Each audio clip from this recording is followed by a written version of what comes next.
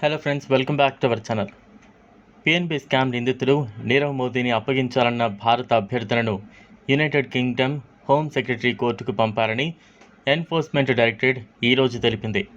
నీరవ్ మోదీని భారతదేశానికి అప్పగించాలని అభ్యర్థన జూలై 2018లో యూకేకు పంపబడింది. తదుపరి విచారణ కోసం జిల్లా జడ్జి కోసం వెస్ట్ మినిస్టర్ మేజిస్ట్రేట్ కోర్టుకు అప్పగించే అభ్యర్థనను UK Central Authority of Home Office ధృవీకరించింది. ఏజెన్సీ ఒక ప్రకటనలో తెలిపారు. $2 బిలియన్ పంజాబ్ నేషనల్ బ్యాంక్ కుంభకోణంలో నిందితుడైన నీరవ్ మోదీ లండన్ వెస్ట్ ఎండ్లోని £8 మిలియన్ అపార్ట్మెంట్లో నివసిస్తున్నారని మరియు ఇప్పుడు కొత్త వజ్రాల వ్యాపారంలో నిమగ్నమై ఉన్నారని బ్రిటిష్ దినపత్రిక ఈరోజు నివేదించింది. ఈడీ వర్గాలు 2 రోజుల క్రితమే ఈ కేసును లండన్ కోర్టుకు పంపేందుకు UK Home Secretary Sajid Javid తీసుకున్న చర్య గురించి అధికారికంగా తమకు సమాచారం అందిందని తెలిపింది. యూకే అధికారి నీరవ్ మోదీని అప్పగించాలని కోర్టుకు అభ్యర్థనను పంపారు. దర్యాప్తు సంస్థ పిఎన్బి బ్యాంకు మోసం నిందితుడు నీరవ్ మోదీని తిరిగి భారతదేశానికి అప్పగించాలని భారతదేశం యూకేని అభ్యర్థించింది. న్యూఢిల్లీ పిఎన్బి స్కామ్ నిందితుడు నీరవ్ మోదీని అప్పగించాలన్న భారత అభ్యర్థనను యునైటెడ్ కింగ్డమ్ హోమ్ సెక్రటరీ కోర్టుకు పంపారని ఎన్ఫోర్స్మెంట్ డైరెక్టరేట్ ఈరోజు తెలిపింది. నీరవ్ మోదీని భారతదేశానికి అప్పగించాలనే అభ్యర్థన జూలై 2018లో యూకేకు పంపబడింది. తదుపరి విచారణ కోసం జిల్లా జడ్జి వెస్ట్ మినిస్టర్ మేజిస్ట్రేట్ కోర్టుకు అప్పగించే అభ్యర్థనను UK Central Authority of Home Office ధృవీకరించింది. ఏజెన్సీ ఒక ప్రకటనలో తెలిపారు. ఈ చర్య భారతదేశంలో చట్టాన్ని ఎదుర్కొనేందుకు నీరవ్ మోదీని రప్పించడం మరియు తిరిగి తీసుకురావడం వంటి ప్రక్రియను తదుపరి దశకు తీసుకువెళుతుందని ఆ వర్గాలు తెలిపాయి. నీరవ్ మోదీకి వ్యతిరేకంగా ఉన్న భారతీయ కేసు మరియు సాక్ష్యాలను న్యాయవాదులకు తెలియజేయడానికి ఈడీ మరియు Central Bureau of Investigation CBI సంయుక్త బృందం త్వరలో బ్రిటన్కు వెళుతుందని, అదే తరహాలో నీరవ్ మోదీపై సాక్ష్యాలను అందజేయనున్నట్లు వారు తెలిపారు.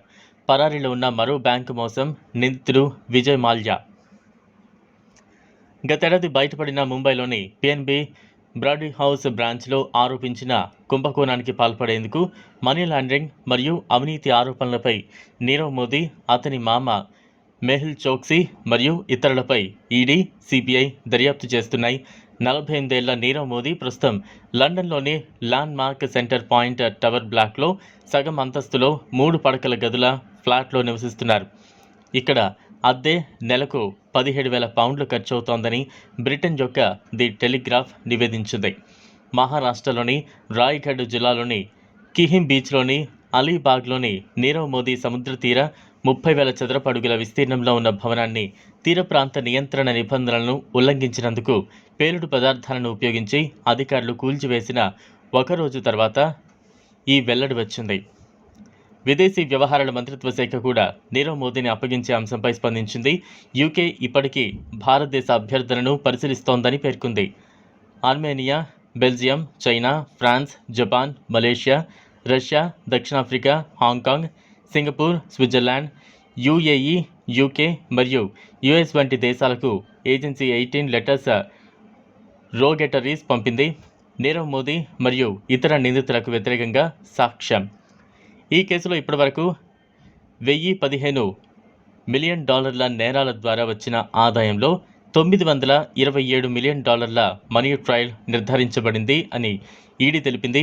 నీరవ్ మోదీ, అతని సోదరుడు నిషాల్ మోదీ, సోదరి పూర్వీ మోదీ మరియు కంపెనీ ఎగ్జిక్యూటివ్లు మిహిర్ భన్సాలి, సుభాష్ పరబ్ మరియు ఆదిత్య నానావతిలపై ఇంటర్పోల్ గ్లోబల్ అరెస్ట్ నోటీసులు జారీ చేసింది. చూసారు కదా ఫ్రెండ్స్, ఇది వాళ్ళ వీడియో. ఈ వీడియో కనుక మీకు నచ్చినట్లయితే లైక్ చేయండి, షేర్ చేయండి, ఛానల్ను సబ్స్క్రైబ్ చేసుకోండి. Thanks for watching.